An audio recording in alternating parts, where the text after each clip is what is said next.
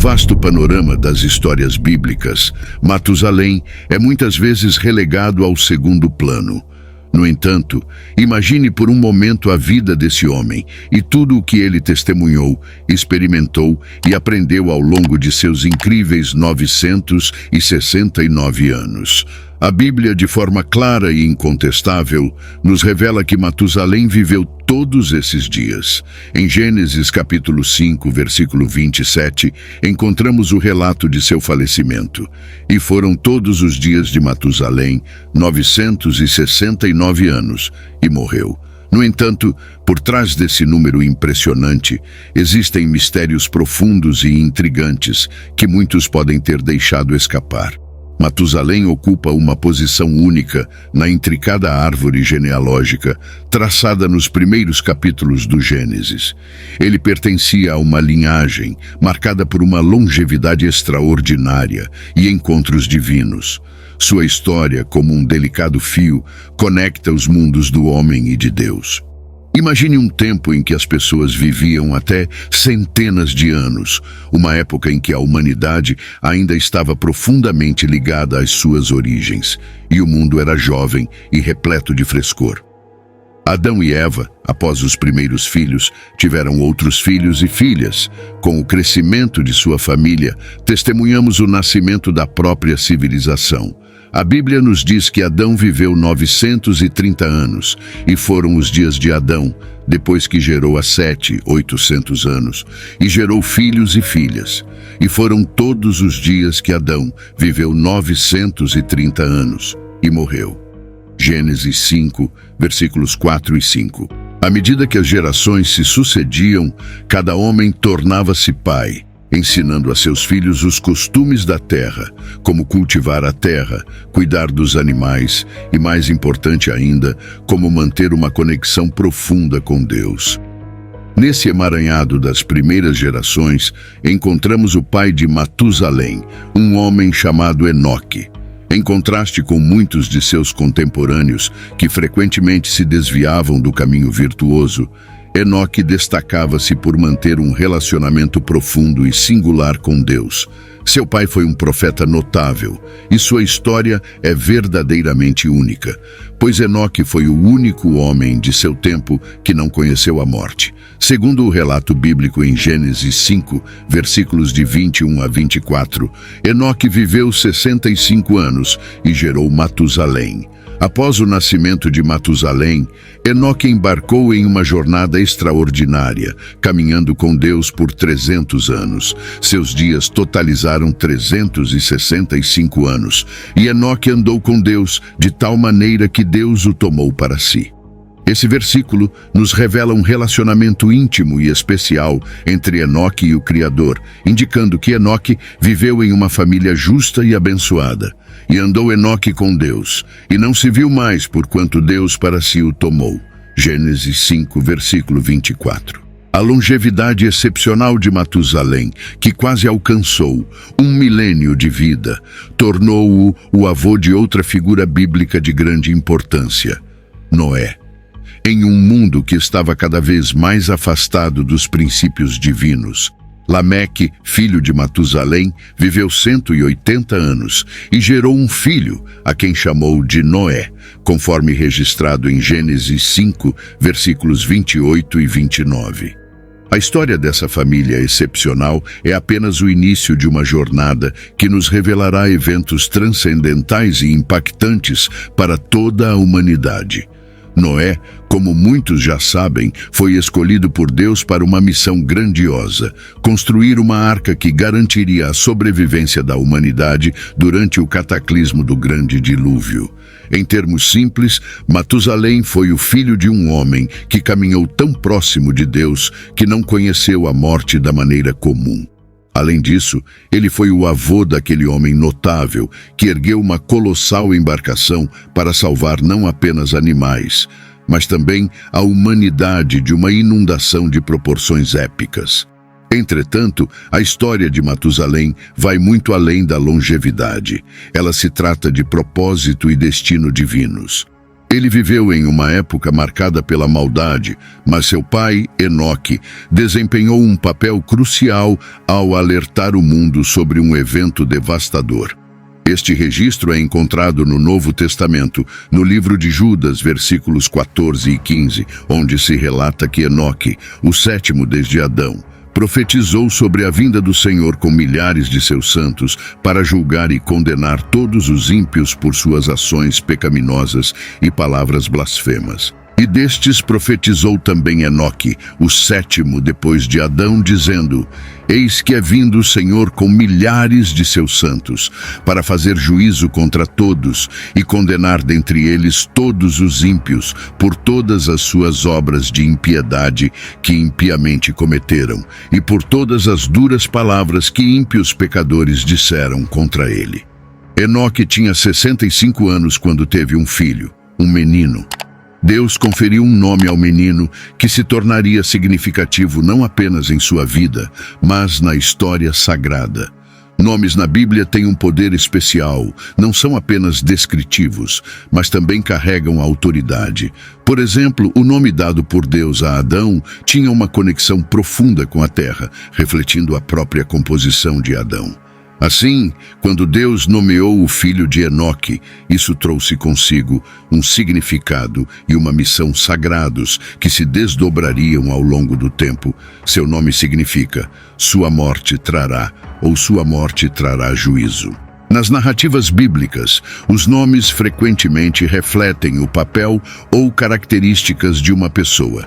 Por exemplo, Nabal, cujo nome significa tolo, reflete sua tolice. No entanto, os nomes na Bíblia podem também conter aspirações humanas, revelações divinas ou servir como símbolos proféticos. Matusalém, um nome único e impressionante para um jovem, não estava originalmente em inglês, mas sim na língua semítica. É crucial lembrar que o nome Matusalém tinha um significado profundo na língua semítica. Enoque estava ciente disso quando, após a morte de seu filho, previu que Deus se retiraria do mundo. A paciência de Deus é tão notável que Matusalém viveu mais tempo do que qualquer outra pessoa registrada na história. Imagine, após incríveis 969 anos, Matusalém faleceu e no dia seguinte começaram as chuvas torrenciais e as inundações. O momento da morte de Matusalém é de profunda importância, pois revela um entrelaçamento de nome, destino e profecia. Isso nos oferece uma visão mais profunda da complexa tapeçaria das narrativas bíblicas, onde cada detalhe, até mesmo o nome, carrega um significado profundo. Quando comparamos as idades dos patriarcas, descobrimos que o ano do dilúvio coincide com o ano da morte de Matusalém. No entanto, é importante corrigir um equívoco comum.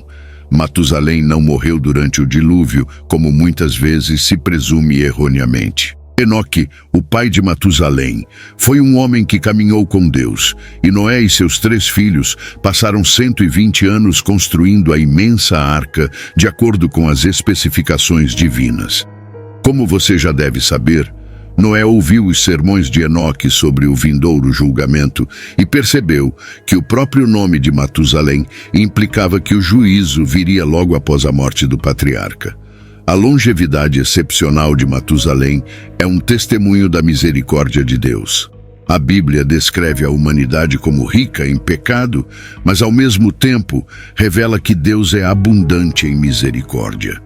A misericórdia é o ato de estender compaixão ou perdão a alguém que merece punição ou dano. É um perdão imerecido. A misericórdia é a chave para entender o grandioso sacrifício de Cristo em nosso favor. Embora os seres humanos possam mostrar misericórdia limitada uns aos outros, o perdão de Deus por nossas ofensas atrozes demonstra que Ele não é apenas misericordioso, mas é rico em misericórdia. Esta riqueza de misericórdia divina é o alicerce de nosso entendimento sobre a graça e a salvação. Um Deus rico em misericórdia manifesta seu próprio amor por nós. Neste contexto, tanto Enoque, o pai de Matusalém, quanto seu neto Noé alertaram o povo sobre o destino iminente do mundo. No entanto, a reação foi de zombaria. Esse é um tema crucial na história de Matusalém, especialmente quando se considera o período do fim dos tempos e o dilúvio profetizado. A questão dos escarnecedores nos últimos dias é um tema central nessa história, bem como na narrativa do dilúvio do fim dos tempos de Matusalém.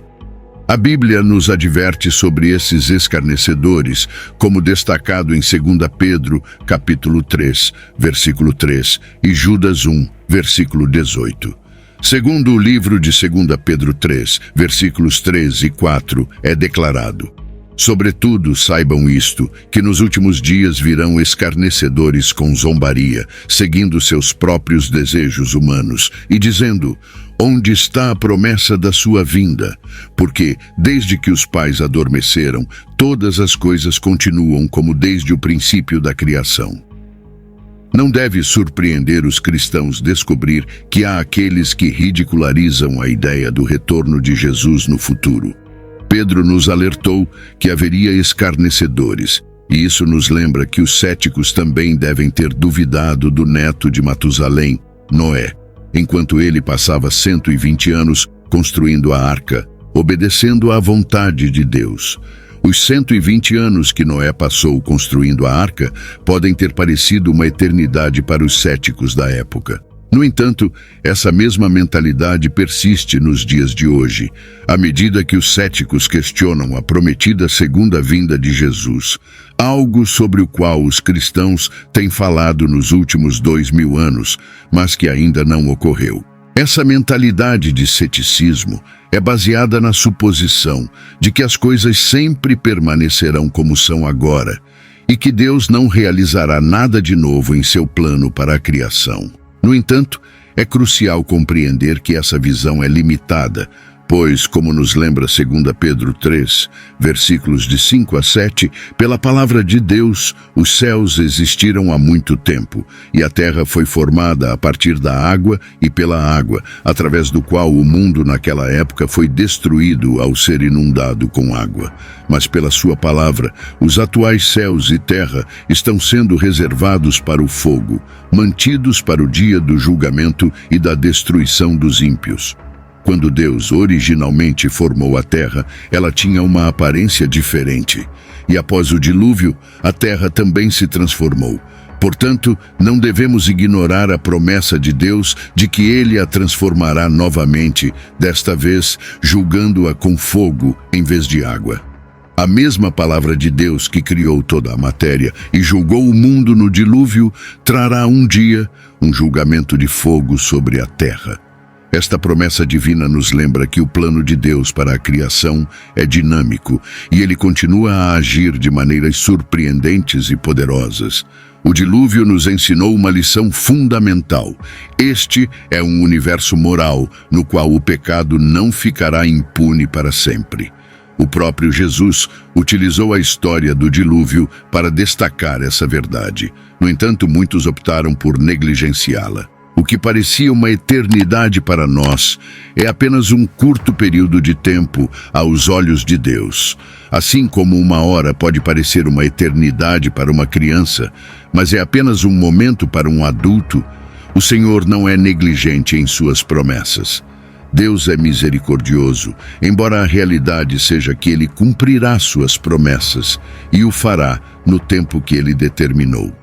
Qualquer atraso percebido, do nosso ponto de vista, é devido à longanimidade de Deus, que concede ao homem todo o tempo possível para se arrepender. A misericórdia de Matusalém nos lembra dessa realidade. Muitas pessoas na era moderna que se identificam como cristãs podem se sentir aliviadas por Jesus não ter retornado nos últimos anos ou meses. No entanto, há uma razão misericordiosa para o momento que Deus escolheu. Pedro revela um vislumbre do glorioso coração de Deus, expressando o mesmo pensamento em Ezequiel 33, versículo 11. Enquanto eu viver, diz o Senhor Deus, não tenho prazer na morte do ímpio, mas que o ímpio se desvie do seu caminho e viva. Assim como a longa vida de Matusalém exemplifica o amor longânimo do Senhor por aqueles que estão perdidos, pode dar a impressão de que ele está atrasando sua vinda. No entanto, a realidade é que ele virá em algum momento no futuro, em perfeito cumprimento de sua promessa. Quando Jesus retornar, será em um momento completamente inesperado, surpreendendo as pessoas como um ladrão durante a noite, apanhando muitos desprevenidos. O resultado final de sua vinda será uma transformação total deste mundo, onde os céus passarão com grande estrondo e os elementos derreterão com febre e calor. Nos dias de Noé e Matusalém, os escarnecedores eram predominantes, deixando a Deus com pouca escolha, além de destruir todos e começar de novo com Noé, o único homem justo na terra, conforme registrado em Gênesis 6, versículos de 5 a 8. Então o Senhor viu que a maldade da humanidade estava grande na terra e que toda a intenção dos pensamentos de seus corações era apenas má continuamente. Então o Senhor se arrependeu de que havia criado a humanidade na terra, e ele ficou triste em seu coração.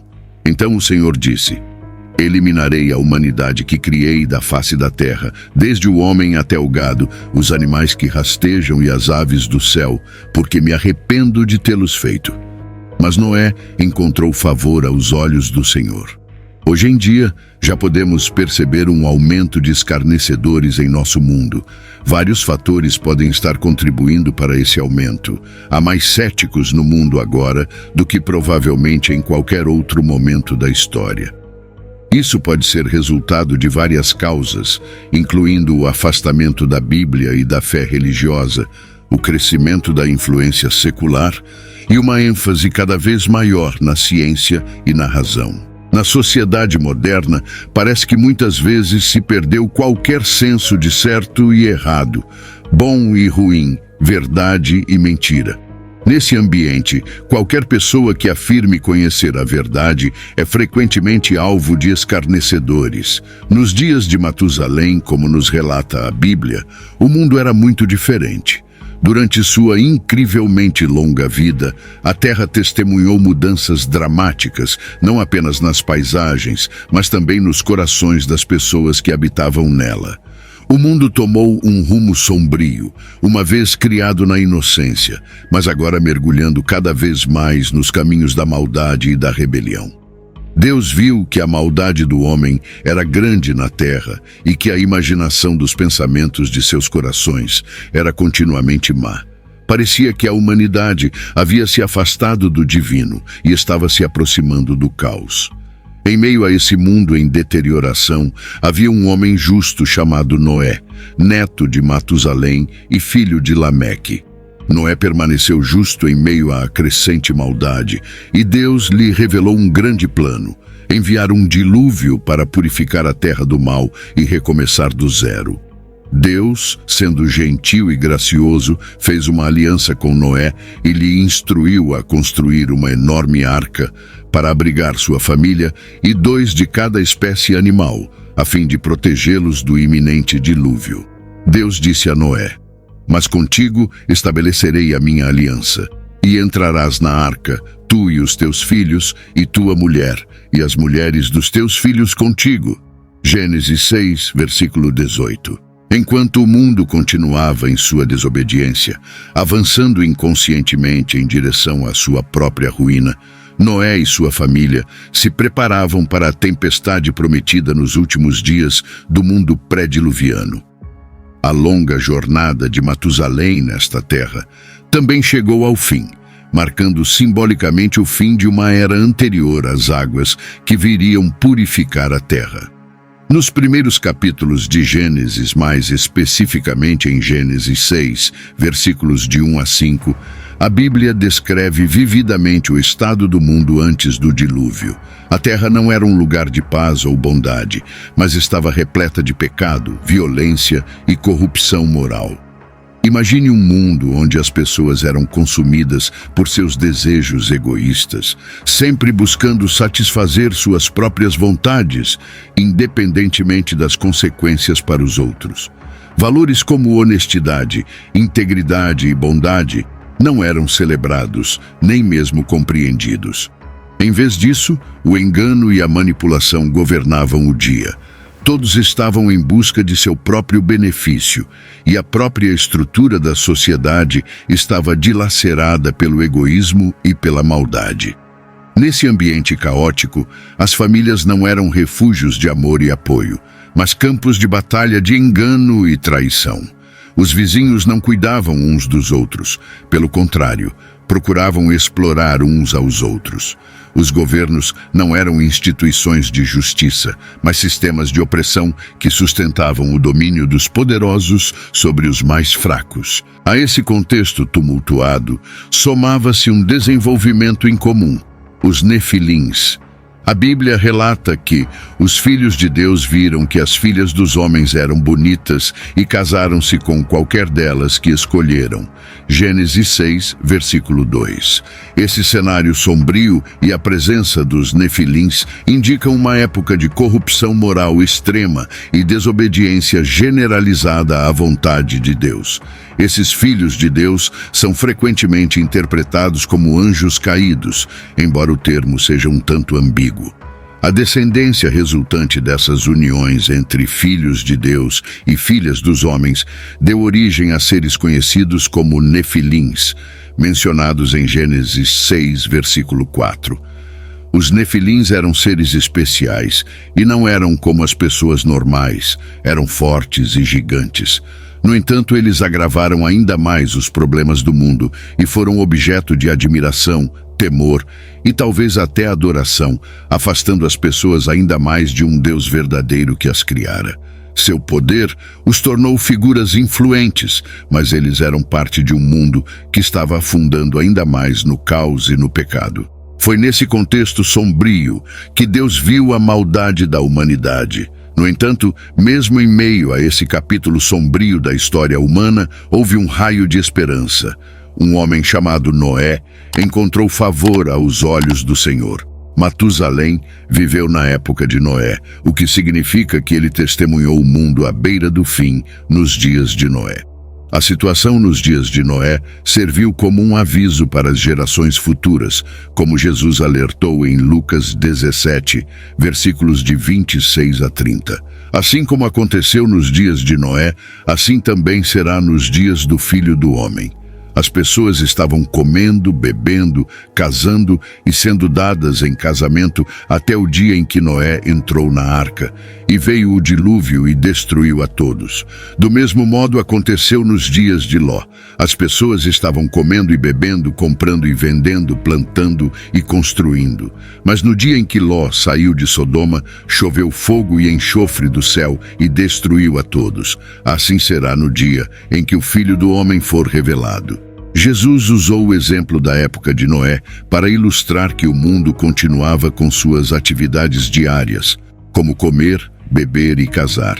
Essa era também a época de Matusalém, onde todos seguiam suas rotinas normais.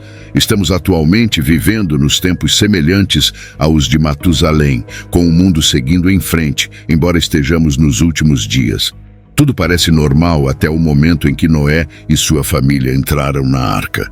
E então veio o cataclismo do dilúvio que destruiu todas as pessoas. Jesus não afirmou que tudo estaria bem ou que não haveria problemas.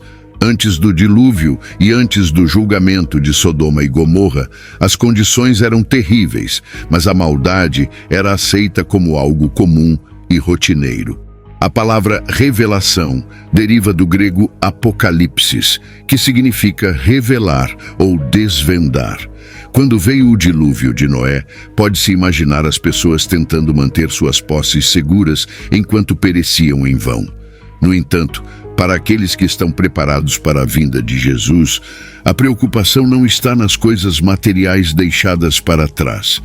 O foco deve estar no que está dentro do coração e na preparação espiritual, pois as posses materiais não têm valor eterno, ao passo que o relacionamento com Deus e a fé têm significado eterno. O importante é estar pronto para a vinda de Jesus e estar alinhado com os valores do reino dos céus. Haverá um momento em que todas as oportunidades de obedecer a Deus desaparecerão. Alguns indivíduos zombam da pregação e do ensino sobre o inferno ou qualquer julgamento, considerando-os táticas de susto destinadas a assustar crianças e tolos, enquanto se consideram sábios demais para acreditar. No entanto, é importante considerar os inúmeros exemplos na Bíblia de pessoas que tiveram a oportunidade de fazer a coisa certa e depois perderam essa oportunidade para sempre. O próximo evento na linha do tempo profética de Deus é o arrebatamento da igreja, uma das grandes esperanças da fé cristã envolta em mistério. Quando e como isso acontecerá? Qual será a experiência e qual é o ensinamento da Bíblia sobre o arrebatamento? Quando o Senhor retornar, descendo do céu, e seu povo for encontrado com ele no ar, será uma manifestação visível para o mundo inteiro, um evento conhecido como o arrebatamento. Jesus aponta um aspecto crucial dos últimos dias que estava presente nas sociedades de Noé e de Ló. Ele menciona 8 atividades específicas: comer, beber, casar, dar em casamento, comprar, vender, construir e plantar. Não há nada intrinsecamente pecaminoso em nenhuma dessas atividades. O problema era que as pessoas estavam tão envolvidas nessas atividades que não reconheciam os dias em que viviam. Em resumo, o problema era o materialismo. Elas estavam tão imersas no materialismo que perderam a compreensão e a consciência do espiritual e do eterno. A característica final dos dias de Noé e dos dias de Ló era o materialismo, e hoje o materialismo está muito presente no mundo, incluindo a civilização ocidental, que está virtualmente inundada por ele. Isso não exclui de forma alguma a igreja, pois muitos cristãos professos também são materialistas em seus corações, assim como os incrédulos nos dias de Noé. O relato paralelo em Lucas 17, versículo 26, expressa que, assim como foi nos dias de Noé, assim também será nos dias do Filho do Homem. Compreender os dias que antecederam o retorno de Jesus é essencial, e para isso, precisamos examinar como foram os dias de Noé. Vamos buscar elementos essenciais, não apenas para alertar sobre a sobrevivência, mas também para destacar os elementos malignos evidentes nos dias de Noé e de Ló. Várias formas de mal estavam desenfreadas naquela época. No entanto, seria errado fechar esta imagem dos dias de Noé e de Ló sem também mostrar o lado positivo. Houve 2 aspectos principais do lado positivo. Primeiro, Gênesis 6, versículo 9 afirma: estas são as gerações de Noé. Noé foi um homem justo e perfeito em suas gerações, e Noé andou com Deus. Isso destaca a justiça e a comunhão de Noé com Deus.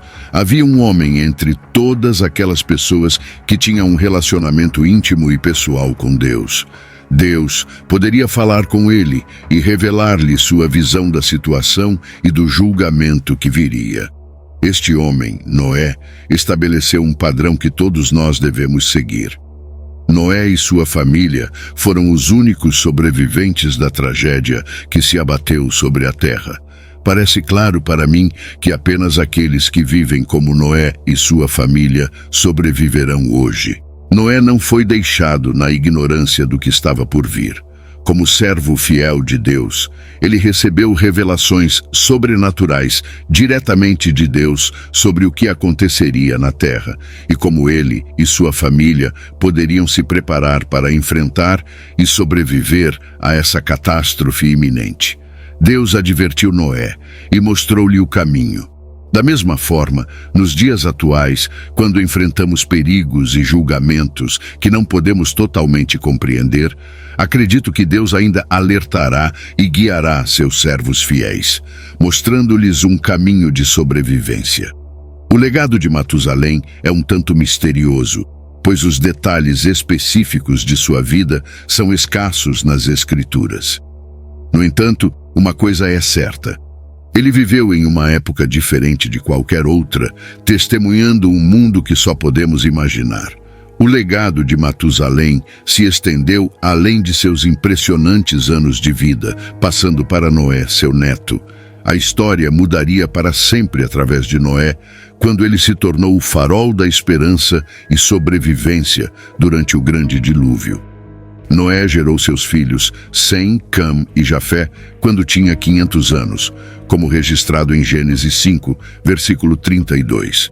Assim, através da linha da humanidade que começou com Matusalém, uma segunda chance foi dada, preparando o cenário para um novo capítulo na grande narrativa da humanidade. A longevidade de Matusalém na Bíblia, entre histórias de grandes inundações, arbustos queimando e enormes gigantes, despertou a imaginação de teólogos eruditos e leigos ao longo dos anos.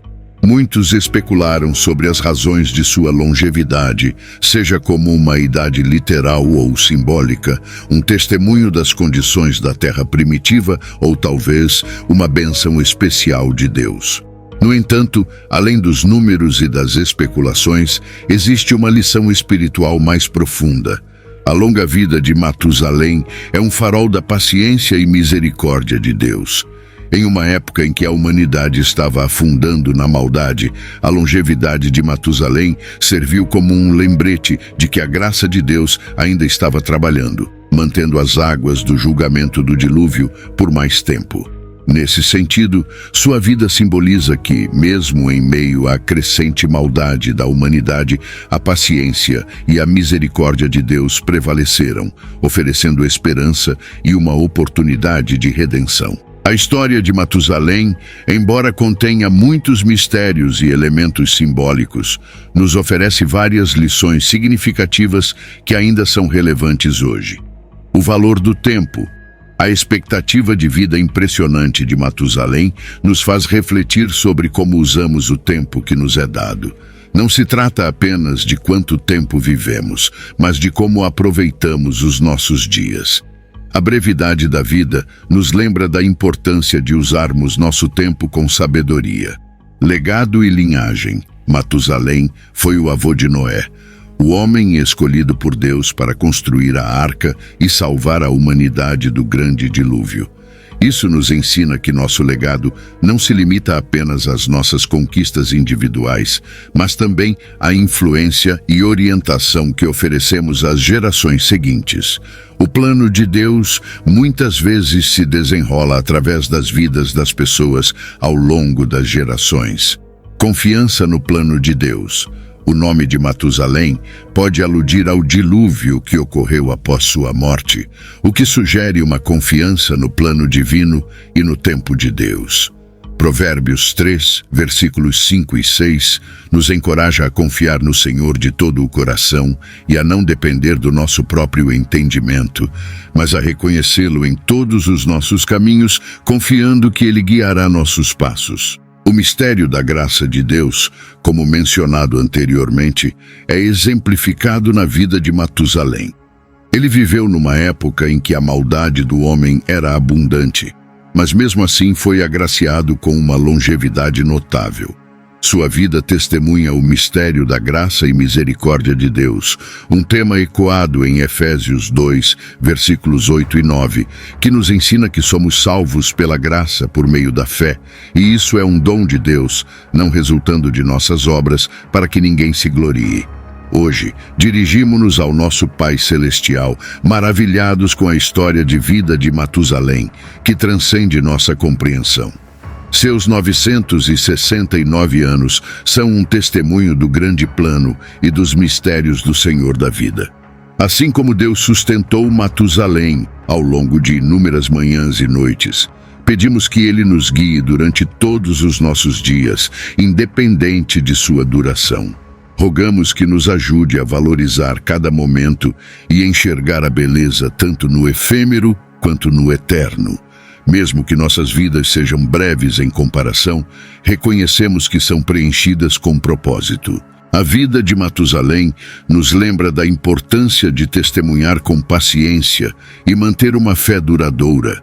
A cada respiração, desafio e alegria que enfrentamos, que a longevidade de Matusalém nos inspire a valorizar o tempo, aprofundar nossa fé e confiar nos braços eternos de Deus. Que esse vídeo tenha te abençoado de alguma forma. Obrigado por assistir até aqui e até o próximo vídeo.